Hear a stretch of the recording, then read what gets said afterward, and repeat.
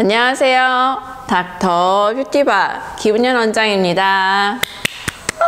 네, 이제 진짜 완전 봄이 온 것 같죠? 날씨도 너무 따뜻하고 저도 오늘 출근길에 소풍이 너무 가고 싶은 생각이 들더라고요. 그래서 제가 요새 매주마다 생화를 이렇게 사와서 병원에 꽂아놓고 있어요. 병원에 오시면 예쁜 생화를 항상 볼 수 있으시답니다.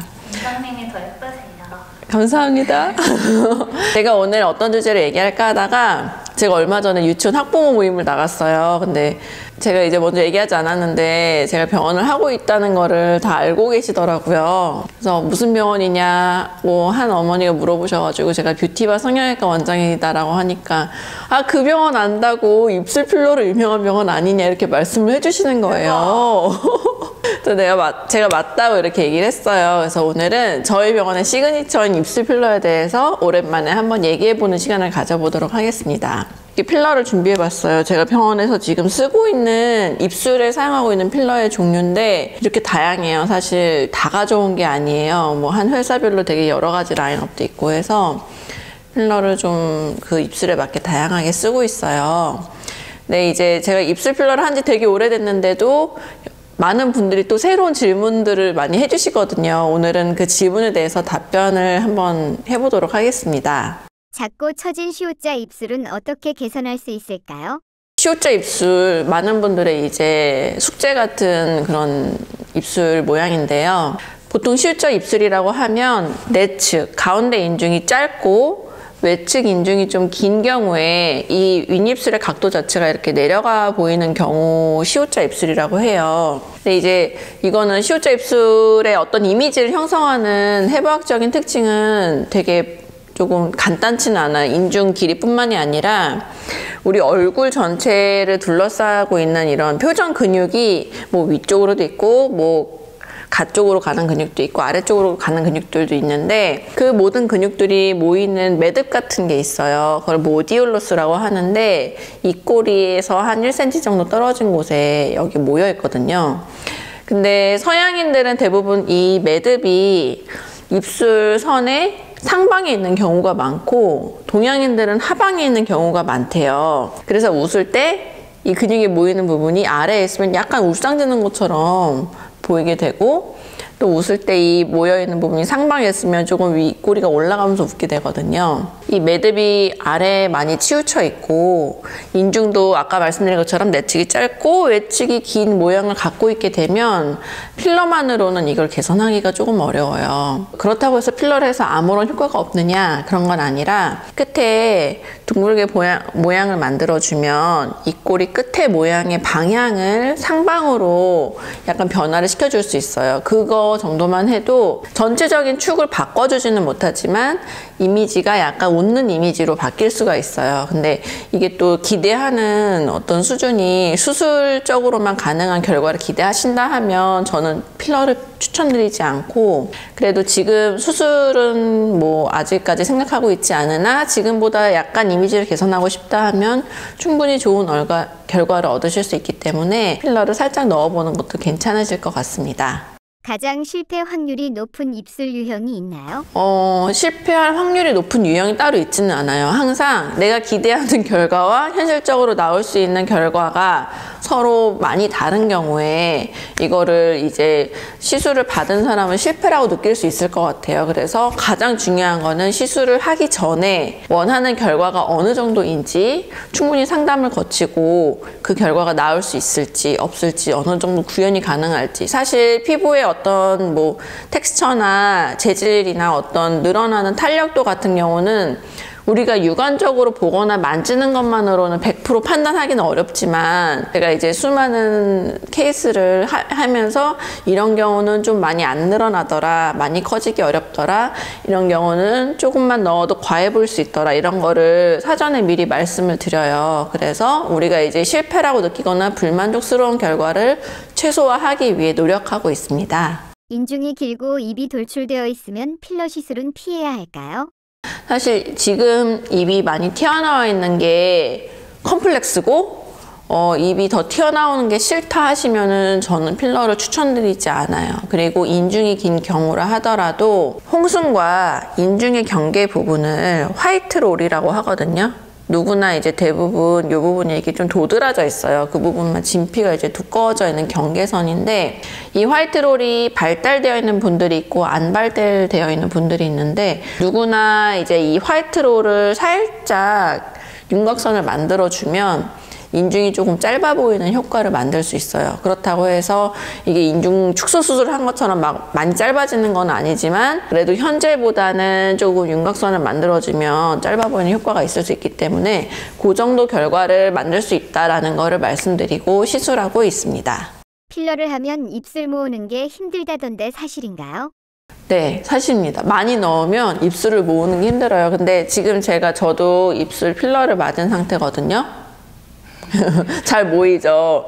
이거는 필러를 맞으면 무조건 모으기 힘든 게 아니라 각각의 입술이 갖고 있는 공간이 있잖아요. 그 스페이스가 있는데 거기에 너무 많은 필러를 넣게 되면 우리 움직임이 조금 불편하고 부자연스러워져요. 그래서 입을 모으는 것뿐만이 아니라 발음하는 것도 조금 새는 경우도 있고, 가만히 있을 때도 입술이 뜨지 않았는데 이 필러를 넣고 나서 뜬다, 그렇게 말씀하시는 분들이 있어요. 그 이유는 뭐냐면, 내부에 이제 어떤 필러나 이물질이 없을 때는 그냥 쉽게 말하면 조직이 축 늘어져 있는 상태에다가 물질을 넣으면서 팽팽해지는 거예요. 우리가 이제 쿠션에 솜을 막 계속 넣는다고 생각해 보세요. 그럼 이게 짧고 통통해지고 앞으로 이렇게 좀 둥글둥글해지잖아요.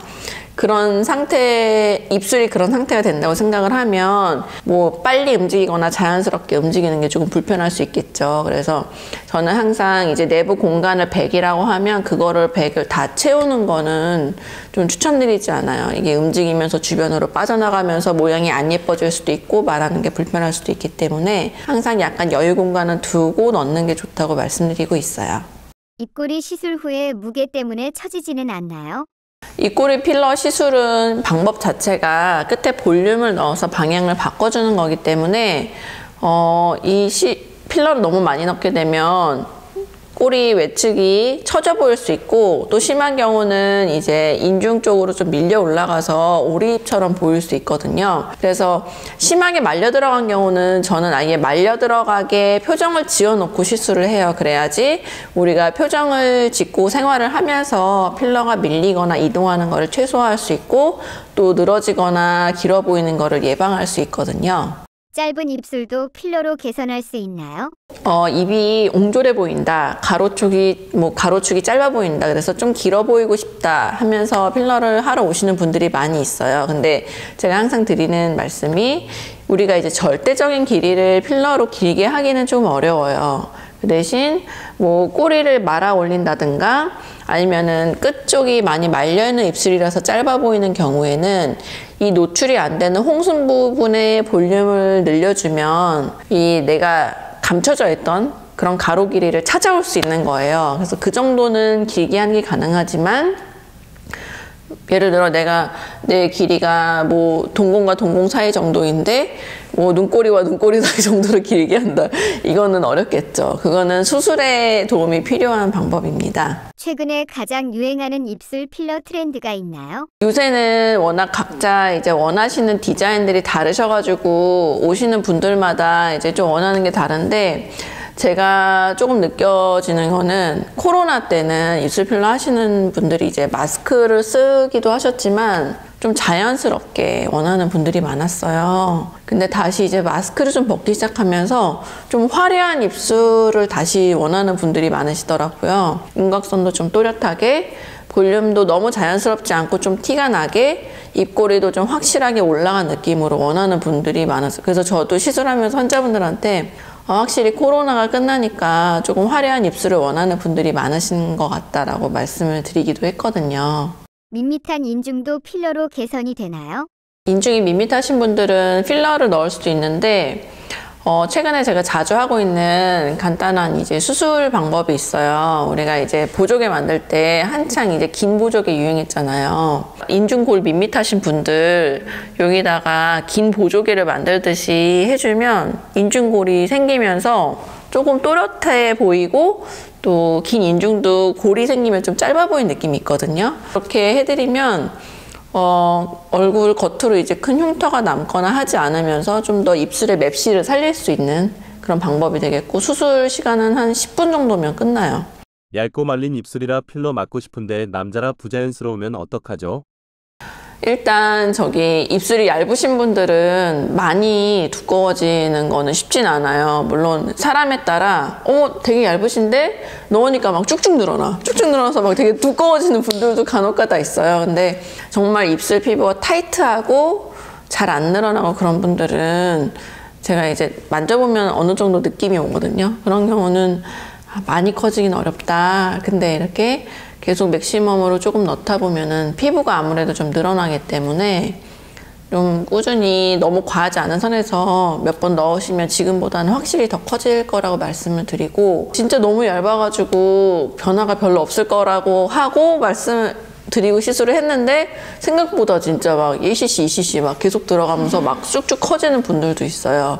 그래서 사실 이거는 해보기 전에는 내가 얼마나 작은 입술이 커질지 알 수는 없지만 분명한 거는 하기 전보다는 훨씬 좀 생기 있는 입술이 될 수 있거든요. 근데 저는 또 너무 작은 입술에 막 억지로 많이 넣는 거는 권해드리지 않아요. 그러면은 얇으면서 막 앞으로만 튀어나오는 경우도 있어서 많이 안 들어가면은 그냥 너무 무리하지 말자고 말씀드리는 편이에요. 마지막으로 수입 필러랑 국산 필러의 차이점이 궁금한데 정말로 유지 기간이 다른가요? 이거는 단순히 이제 수입 필러와 국산 필러라서 유지 기간이 다르다기보다는 그 필러마다 물성이 있어요. 국산 필러여도 이제 회사마다 뭐 라인업이 여러 가지 있고 수입 필러도 이제 라인업이 여러 가지 있는데, 이제 어떤 탄성이나 응집력을 고려했을 때 이 회사에서 나온 거는 이 라인이 입술에 좋고 또 이 회사에서는 이 라인이 좋고 하는 거를 저 나름대로의 레퍼런스가 있거든요.